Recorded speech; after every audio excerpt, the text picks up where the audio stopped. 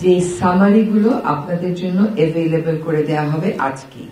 কমিশনগুলো তাদের ওয়েবসাইটে এগুলো অ্যাভেলেবল করে দেবে, আর আমরা প্রধান উপদেষ্টার দপ্তর থেকে এই যে মূল বক্তব্যগুলো, মূল সুপারিশগুলো সম্মিলিত যে বিবৃতিটা আজকে আমরা পেয়েছি, এটা আমরা আমাদের প্রধান উপদেষ্টার দপ্তর থেকেও আমরা আজকে সন্ধ্যার মধ্যে আপনাদের জন্য উন্মুক্ত করে দেব।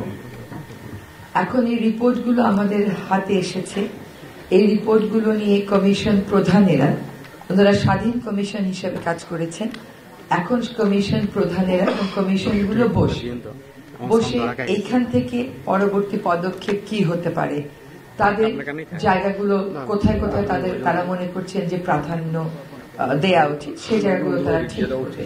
এই জন্য আগামীকালই একটা প্রজ্ঞাপনের মাধ্যমে 6টি কমিশনের যে কাজের সময়টা, সেটা আমরা আরো 1 মাস বাড়িয়ে দেব, আরো 1 মাস বাড়িয়ে দেওয়া হবে। আর 31শে জানুয়ারির মধ্যে প্রত্যেক 6টা কমিশনের প্রতিটি কমিশনের পূর্ণাঙ্গ রিপোর্ট আপনারা পেয়ে যাবেন।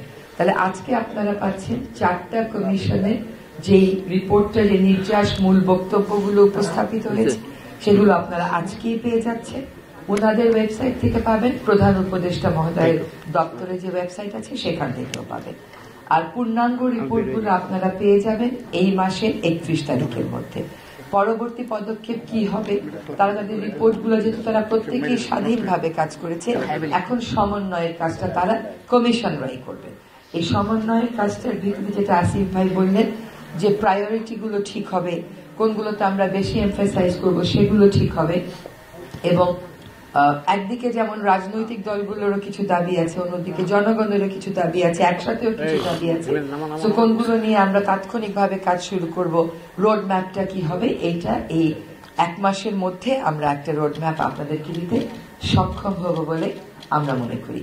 আর এখন থেকে কমিশন প্রধান যারা আছেন, তারা তাদের কমিশনের যে রিপোর্টগুলো কি পদ্ধতিতে তারা করেছেন, সেগুলোর ব্যাপারে আপনাদের সাথে অবশ্যই কথা বলবেন। এখন আপনাদের যদি কোনো প্রশ্ন থাকে, আচ্ছা আসিফ একটু কথা বলবেন।